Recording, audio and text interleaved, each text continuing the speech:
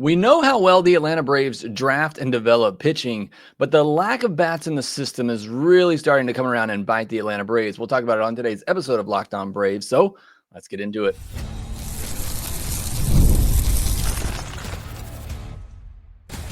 You are Locked On Braves, your daily Atlanta Braves podcast, part of the Locked On Podcast Network, your team every day.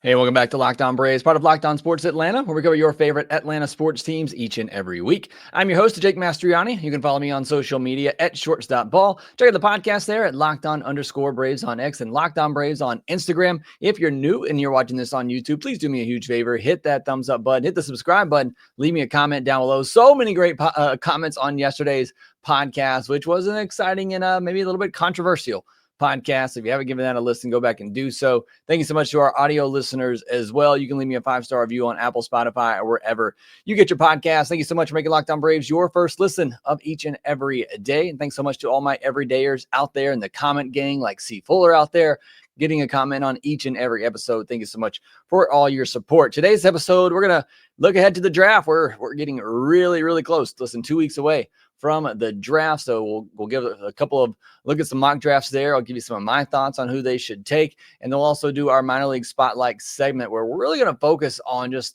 the lack of bats in the system right now and how it's starting to really come back and bite the Atlanta Braves at the big league level too. And then we'll set you up for this Angels series beginning on Tuesday night.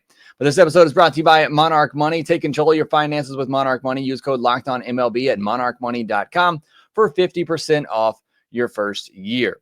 And before we get into this episode, I wanted to address yesterday's episode a little bit too. I looked at 6 radical changes to try to help turn this season around. I wanted to clarify something from a lot of the comments. Like I said, a lot of great comments, some great feedback, but some of you maybe took those suggestions a little too literal.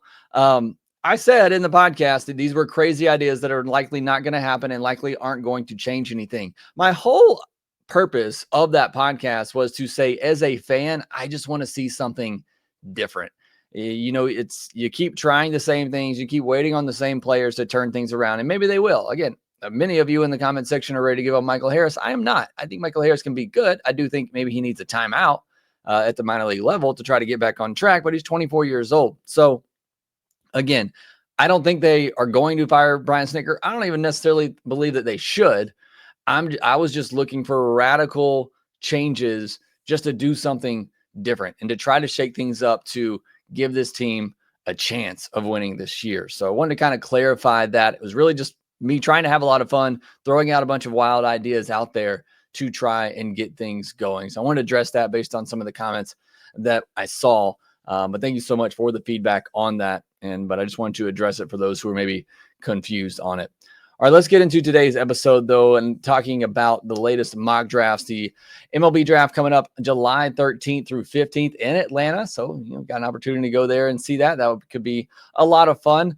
The Braves have picks 22, 60, 96 in the top 100. They also have picks 127 and pick 136, which was the Max Fried comp pick. And, oh, man, Max Fried is on a roll right now, pitching on Tuesday afternoon for the Yankees, already 10 wins on the season. The Braves have a little bit over $9 million in their allotted bonus pool of money for the draft. That's just 23rd most. So again, not a lot of money to spend, not a very high pick at 22. So the Braves are going to have to get creative as they normally do. But let's take a look at the latest mock drafts. MLB Pipeline, they're putting out a new one every week leading up to the MLB Draft, and their latest one from June 6th, they had Cade Anderson going number 1 overall. He is certainly somebody that is flying up the mock drafts after his performance in the postseason with LSU and then winning the College World Series. So they now have him as the top pick in the draft by the Nationals. We'll see if that holds. Look, I love Cade Anderson. I think he's probably somebody that you could stick into a big league rotation today if you wanted to. I think there are other guys in here with bigger upside, including somebody like a Liam Doyle and maybe even a Jamie Arnold, who are projected to go after him.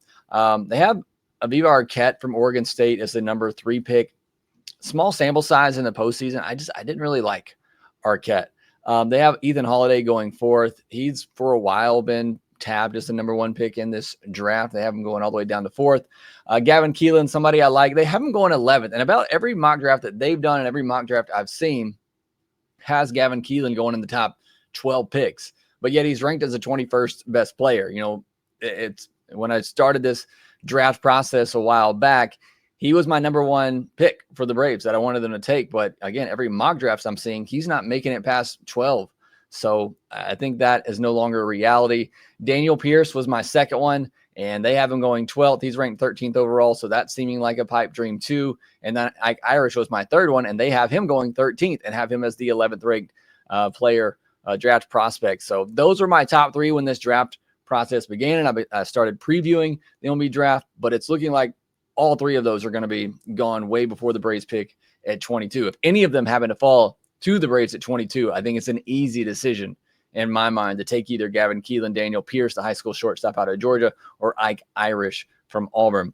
Merrick Houston, shortstop that some people were picking to the Braves early on in the mock draft cycle. They have him going 16th. Tyler Bremner, guy we talked about last week, pitcher out of UC Santa Barbara, was considered a top 5 pick coming into the spring, but struggled early on, but he really cranked it up later in the season, getting a bunch of double-digit strikeout performances, so he started to move back up some draft boards, but might be a name that falls to the Braves.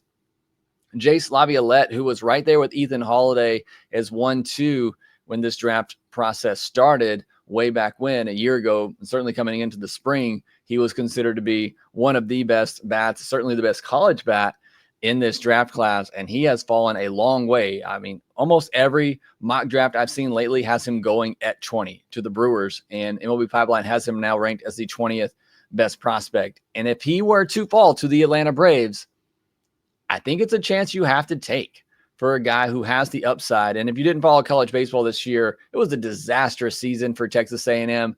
Not trying to make excuses for Jace Laviolette, who there is certainly some risk in his game, has a lot of power, but certainly the hit tool is not where you would like it to be. So there is some definite risk with Jace Laviolette, but there's also some big upside with him as well. And if he were to fall to 22, you might be able to get that big bat that you can insert into your farm system that desperately needs some bats. But outside of that, after him, there just aren't a lot of bats that I like. So if I'm having to pick today, and next week I am going to give you my predictions on who I think the Braves take at 22 overall. Today we're going to go a little bit further and look at some picks around 60, but trying to predict what they're going to do at pick 60 is just, it's impossible. I mean, picking what they're going to do at 22 seems impossible as well. But I think we have a good idea of the group of players that they could pick at 22 overall. And in MLB Pipeline's latest mock, they have the Braves taking Gage Wood, the big right-hander out of Arkansas, who had the 19 strikeout no-hitter in the College World Series, shooting him up draft boards, was injured earlier in the season, so he's coming on a little bit late, but he has done enough late in the season that nobody's sleeping on him anymore, to the point where I don't know that he's going to make it to the Braves at 22. If he does, it seems like an obvious choice, and you're starting to see a lot of people predict the Braves to take Gage Wood at 22, which means it's probably not going to happen. But that's who they have the Braves taken. And then right after him is Cruz Schoolcraft, the high school pitcher, who, again, a lot of people have rumored to be mentioned with the Atlanta Braves. Riley Quick, another arm that I like out of Alabama. They have him at 28th overall. Caden Bodine is at 29 overall, the catcher out of Coastal Carolina. Andrew Fisher at 30, going at 32, the third baseman out of Tennessee. And then Alex Lodiz, the shortstop out of Florida State. They have him going at 35. Zach Root at 36, pitcher out of Arkansas. J.B. Middleton, the pitcher out of Southern Miss. And then Luke Stevenson, the catcher out of North Carolina. Those are some of the other familiar names and names that we've seen that linked to the Atlanta Braves through this draft cycle. As far as Lodiz, I haven't talked about him a lot, but I've had many people mention him. I think just because he's a shortstop, but in my mind, he's a fringe shortstop. I don't know that he sticks there. And I don't know that the bat is, I just don't know that there's not a loud tool with Lodiz. Everything is pretty average across the board. And at 22nd overall, I want to take somebody that has a loud tool that has the potential for a lot of upside. That was the big thing when you got Hurston Waldrop is, there were some question marks there, but he had a loud tool in that splitter, which he's now pretty much gone away from. But there was so much upside with it. And like I said earlier with the Jace Laviolette, there's some concern there. A guy that had a bad junior season that's seen him fall down, but there's so much upside there with a guy like Jace Laviolette that if he were available at 22, you got to take that chance on it. So for Alex Lodiz, for me, the shortstop out of Florida State, I just don't see that big tool that he has. He's more of a, a second round pick for me, maybe a little bit more of a safer pick that doesn't have that loud tool, but can do everything a little well, that perhaps he does become an everyday regular. If not, then maybe he's a solid utility player. Andrew Fisher is maybe the only other bat that I would consider out of this group at 22 overall, somebody with some big power, but again, some hit questions. But I think the Braves need to move away from those type of hitters that have those hit questions, but have the big tool or have the big power tool. But that's really the only other bat. If Laviolette were to fall here, then certainly you take him. If not, you're looking at a Caden Bodine, who's a catcher that can play other positions. Certainly, you're looking at an Andrew Fisher, who's a power first bat, and then you're looking at an Alex Lodies, who, like I said, is just kind of an average hitter across the board, or Luke Stevenson, another catcher prospect that has a good bat too and is a little bit more well-rounded, but certainly has a lot of power. At pick 60, some names to be thinking about. Anthony Iacin, the right-handed pitcher out of LSU, 65 grade slider and can run the fastball to 98. So you love to see that. Marcus Phillips, big right-handed pitcher out of Tennessee. It's a 65 grade fastball that gets up to 100 and a plus slider and change. I talked about him early in the process too, as somebody that I really like, has the big frame to be a starter, but certainly a fallback option as a setup reliever as well. AJ Russell, another pitcher out of Tennessee, right-handed pitcher, 70 grade fastball, and that's even with lower velocity at 94, 95. If he were to gain more velocity, MLB Pipeline says it could be a true 80 grade fastball. That's how good it is, and he has a plus slider to go with it. He also had a pretty good run late in the season as well, coming back from injury with Tennessee.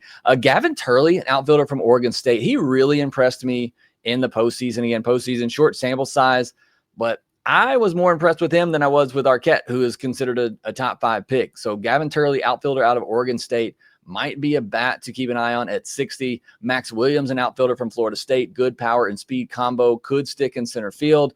Easton Carmichael, the catcher out of Oklahoma, is every time I watched him this year, I came away impressed. Just the ability behind the plate, the physical tools, the athleticism that he has, and the bat. Easton Carmichael is somebody that I really like. Daniel Dickinson, second baseman out of LSU, good bat to ball skills, so that different type of hitter. Luke Hill out of Ole Miss, kind of similar in this range, both of those guys as second baseman. If you're looking for that Ozzie replacement, I think both of those guys have the ability to move pretty quickly.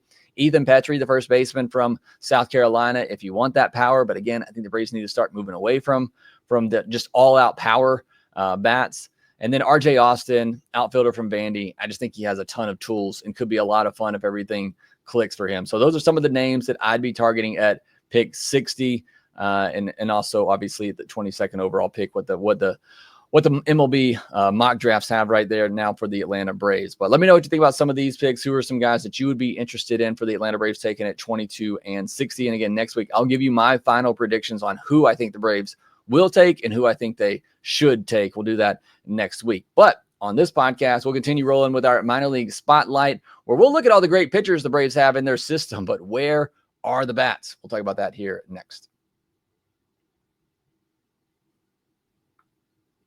Get supplies from the site that's made for the skilled trades at supplyhouse.com. Supplyhouse.com is a reliable way to order plumbing, HVAC, and electrical products online. Their easy-to-use website is packed with helpful resources and the latest product info to help you get the job done right.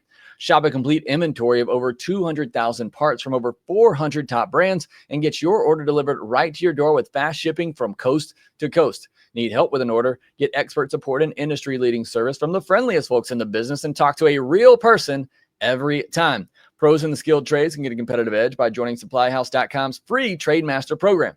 Every Trade Master gets access to a dedicated phone line, free shipping, and discounts on every order. Join the thousands of trade pros already benefiting from their free membership at supplyhouse.com/TM and order plumbing, HVAC, and electrical supplies from anywhere with just a few clicks at supplyhouse.com.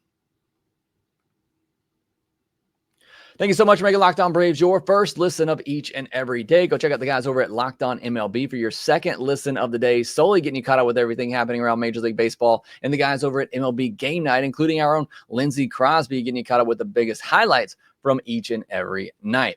Let's jump into our minor league spotlight segment, starting with Gwinnett, where Jared Kelenic went 7 for 21 this past week.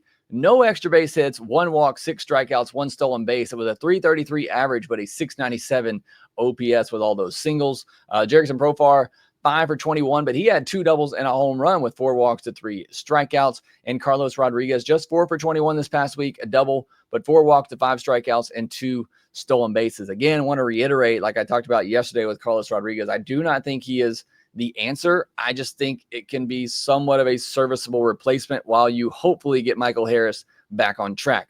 On the pitching side, Ed Gwinnett, Hurston Waldrop, a couple of fine starts for him last week. He made two starts. The first one, 5 2/3, just 3 hits allowed, but did walk 3, only 2 earned runs though, did hit a batter and only 4 strikeouts. And then in his next one, he went 6 innings, gave up 5 hits, 2 walks, 4 earned, 3 home runs, and just 3 strikeouts. So again, those are fine starts for Hurston Waldrop. Certainly 6 innings, 4 earned, 5 2/3 innings, 2 earned. You'll take that out of Hurston Waldrop. It's odd to see him not have that dominating strikeout type of stuff that we were all teased with and thought we could see from him when he was drafted. And now he's getting better results, which is what you want, but it's starting to feel more like a back of the rotation type of arm instead of somebody that had that top of the rotation upside with all the strikeout stuff, or particularly that splitter that he had, that again, he's pretty much abandoned at this point, or is using much fewer or a lot less.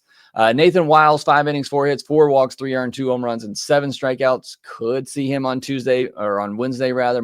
Mark Bowman kind of teasing that or hinting at that. Giancarlo Lara, 2 games, 3 innings, 1 hit, 1 walk, no earned, 5 strikeouts. Please give me more of this. Giancarlo Lara, last 4 appearances for him, 5 innings, just 1 hit, 1 walk with 8 strikeouts. The stuff is tremendous. We know that. Can he throw enough strikes? Can he command these pitches enough? Over his last 4 appearances, he's been able to. Wander Suero's been sneaky good for Gwinnett too. 2 games this past week, 2 1/3 innings, no hits, 1 walk. Did hit a batter, but no earned, and 5 strikeouts. Double-digit saves already on the year at Gwinnett too. Hayden Harris, 2 1/3 innings, no hits, 2 walks, no earned, and 3 strikeouts. Roldy Munoz, 3 innings, 2 hits, 1 walk, no earned, 3 strikeouts. Jackson Stevens, 5 innings, 1 hit, 2 walks, no earned, 3 strikeouts. And Daysbel, as he rehabs through 1 scoreless inning, no hits, no walks, no earned, and 1 strikeout. So again, I mentioned this yesterday and I'll reiterate it. I talked about using some of these younger arms in the bullpen, but I also said in that the bullpen's not a major concern for me right now, but I do kind of want to see what some of these younger arms can do that have some dominant stuff, like a Lara.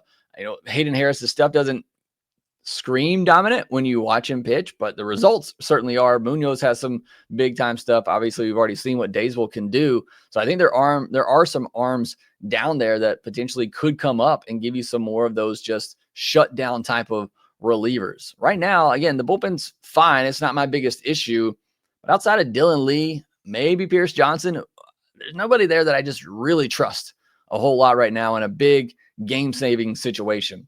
At Columbus, Cal Conley went 6 for 23 with a stolen base. David McCabe, one of the few bats in the system this year, at least at the upper levels, that's shown some promise is David McCabe. 6 for 19 this past week with a home run and 2 walks. Ethan Workinger, 5 for 23 with 2 home runs. But again, just to pause for a moment and talk about the lack of hitters in the system, particularly at the upper levels, but even at the lower levels, it's just not a lot to get excited about right now on the hitter side of things. And I understand that the Braves, their identity right now is just drafting and developing pitching, and they are so good at that. And I've said it in the past, it's working so well for you. You always need pitchers, and you can always trade from a depth of starting pitching. You always have something that you can trade with, but you need some more hitters through the system, especially as this current core phases out.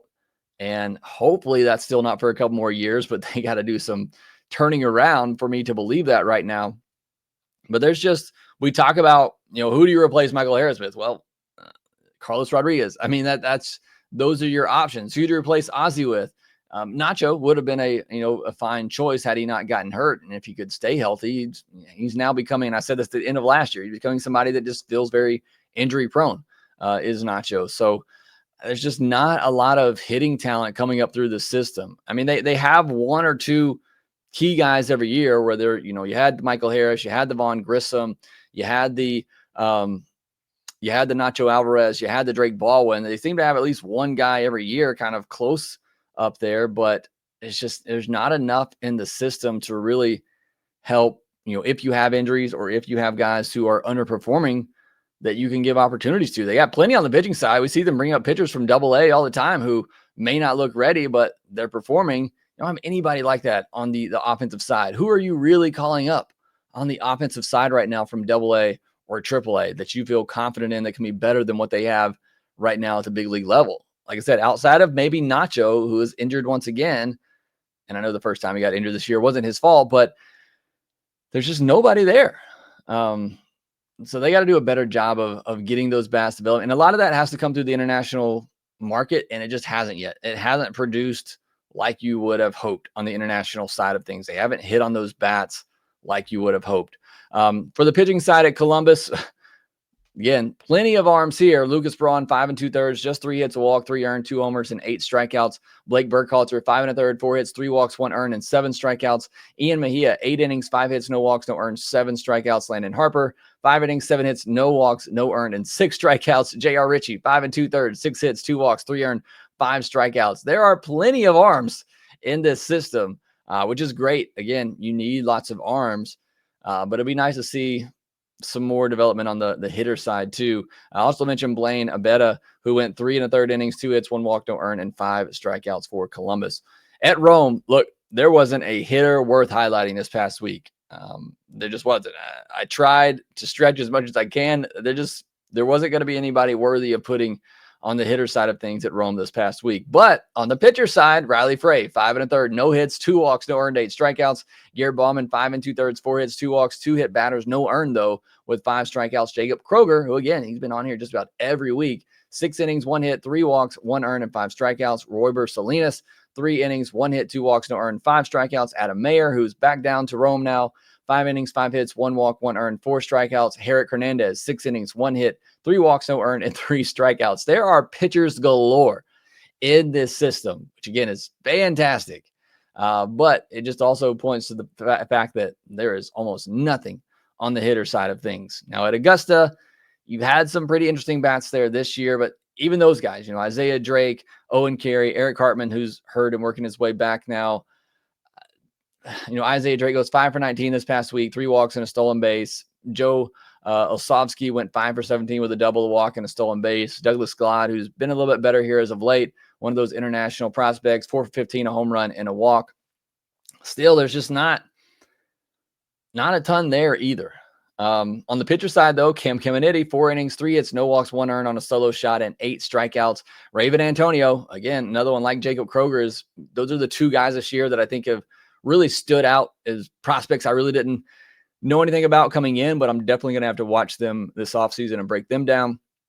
But Raven Antonio, 5 innings, 2 hits, 2 walks, 1 earned, and 6 strikeouts. And then Luis Aristegueta went 5 innings, 5 hits, 2 walks, 2 earned, and 5 strikeouts. And at the FCL level, Juan Mateo goes 7 for 19 with 4 walks and 6 stolen bases. Dalton McIntyre, 7 for 13 with a triple, 3 walks, and 2 stolen bases. Those have pretty easily been the 2 best bats at the Florida Complex League this year. They both have on-base percentages over 360 this year. So Juan Mateo, Dalton McIntyre, they're getting it done at the Florida Complex League. Jose Perdomo is not. 4 for 24 this past week, a double, a walk to 5 strikeouts, 1 stolen base, and 1 caught stealing. So one of the Braves' top international picks. Again, very early on, still very young, missed time last year, but has not impressed this season the way that myself and a lot of people had hoped to this point.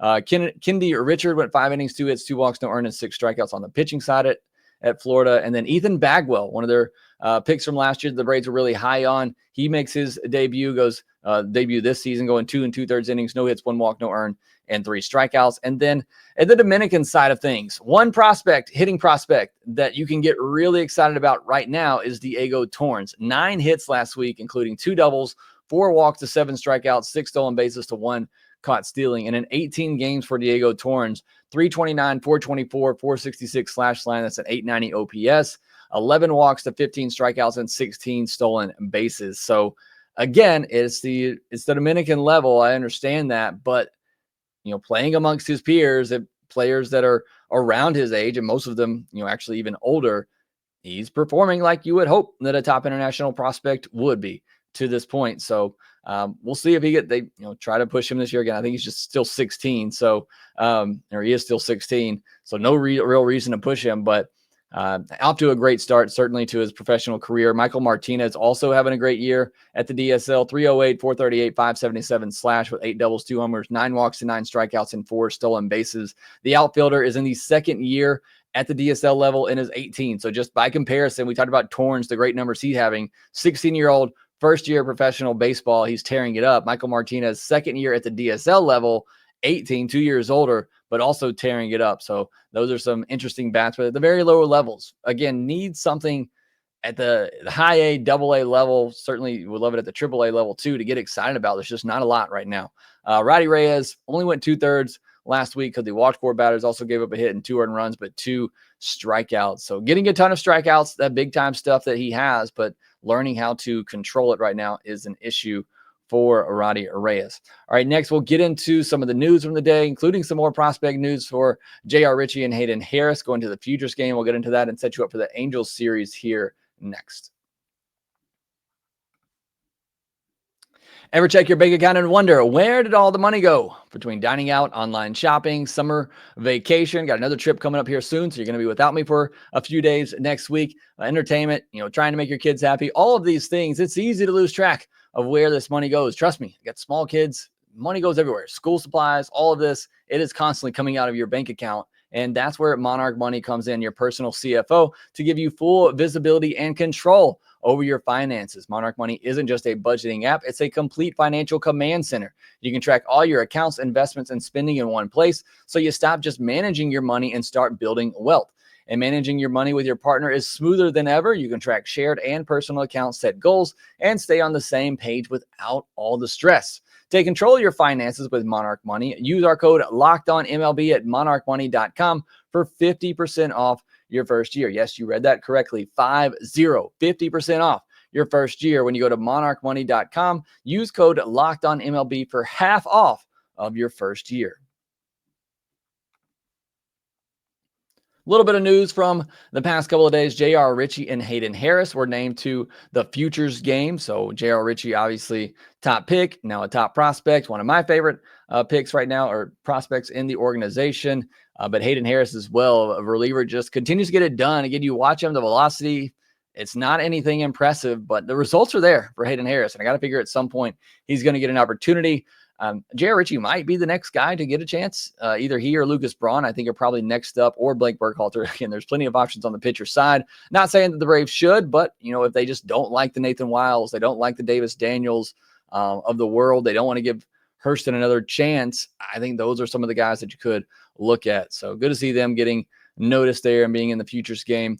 Phase 2 of the voting, All-Star voting has started. Please just get Ronald in there. I mean, I think Schwellenbach's going to be there. Certainly. Chris Sale would be if he were healthy. Got to get Ronald in there. I know he's already in the home run derby, but let's make sure that he's a starter as well. Profar's coming back on Wednesday. I think I said on the podcast the other day, Tuesday, and because that's what Brian Snicker said, but he was incorrect. Profar will actually be coming back on Wednesday. So won't see him on Tuesday night, but on Wednesday, you'll see Profar in there, assuming Tuesday doesn't get rained out. And then the Braves also shaking up their rotation, which we'll talk about here in a second, pushing Didier Fuentes back a day and Grant Holmes up a day. But we'll get into the pitching matchups of the Angels series here next. But let's talk about that Angels team. They're coming off a series loss to the Nats after sweeping the Red Sox. They're 41-42, 8.5 games back in the AL West, 2 games back of a wild card spot, though, so in a much better position than the Braves. Have to mention, though, they're without manager Ron Washington for the rest of the year, as he's dealing with a medical condition. Obviously, we here in Braves country absolutely love Ron Washington, sending a lot of prayers his way, praying for the best, hoping that he's going to be okay, and hate that we're not going to see him on this trip. But certainly, again, prayers up for Ron Washington and his family. Zach Neto, young shortstop for the Angels, which I think a lot of people ask, can the Braves trade for? Why would they trade him? He's one of their bright young players he has, but he's banged up. I was actually watching the game. He hurt his shoulder last weekend making a throw. But he was in the game on Sunday, did play shortstop. We'll see if he's available for this series, how much he can play. He's certainly a big part of their team and their success. You look at who's hot for the Angels right now. Joe Adell, 10-15 OPS, 5 home runs, 6 walks to 11 strikeouts over the past 2 weeks. Mike Trout, an 879 OPS, 14 walks to 2 home runs. Taylor Ward, 862 OPS with 7 doubles, 2 home runs. He has 11 hits over the last 2 weeks, and 7 of them are doubles, 2 of them are home runs. So he is a extra base hit machine, somebody that I know I and others have been wanting the Braves to trade for in the past. But he's having a pretty good year. All their other regulars have a 749 or higher OPS over the last 13 games. So Rengifo, Christian Moore, the rookie from Tennessee, who they've called up, Zach Neto, and Nolan Shanuel, they all have a 749 or higher OPS over the last 13 games. Wouldn't that be a lot of fun to have that type of offense the way the Angels are kind of rolling right now, which doesn't make me feel good with some of the pitching matchups, which, again, we'll go over here in a second. On the bullpen side of things, Kenley Jansen, former Atlanta Brave, blew his first save of the season on Sunday, but otherwise has been pretty solid for the Angels. Ryan Zefferjan is a guy they go to a lot in clutch situations. Sam Bachman's been really good lately. Reed Detmers hasn't allowed an earned run since May 17th. Another arm that I talked about this past offseason that I wouldn't have minded the Atlanta Braves trading for. He's been really good out of the bullpen. The pitching matchups for this series, you got Tyler Anderson with his 4.41 ERA going up against Grant Holmes now on Tuesday, who has a 3.70 ERA. And then the second game of the series, Yusei Kikuchi of the Angels with a 2.79 ERA, allegedly going up against Didier Fuentes. Mark Bowman hinted at it by pushing Fuentes back a day. It does open up the possibility of bringing up Nathan Wiles on regular rest if they wanted to do that.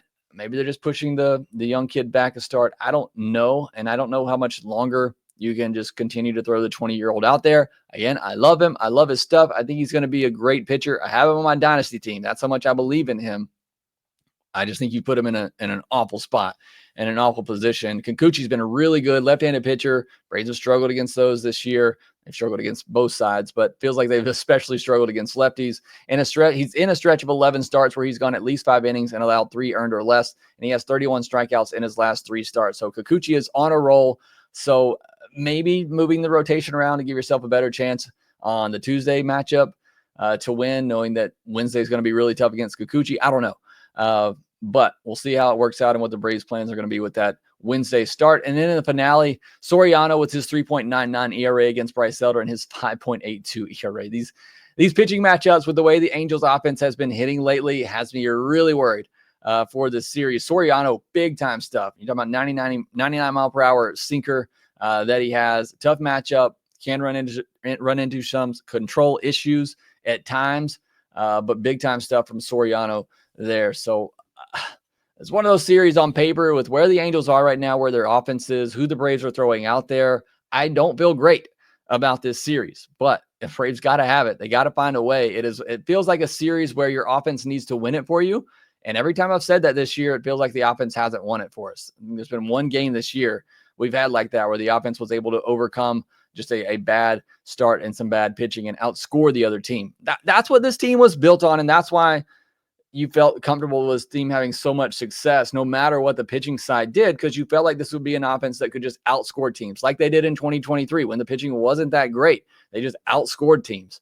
They can't do that, or at least they haven't to this point. They haven't been able to do that, to just outscore other teams, and they may need to do that if they're going to win this Angels series. All right, that will do it for this episode of Locked On Braves. Thanks for joining us here today. Make sure you subscribe on YouTube if you're new, with a thumbs up button, and leave me a comment down below. Make sure that you rate, review, and subscribe to the Locked On Braves podcast wherever you get your podcasts. We will talk to you next.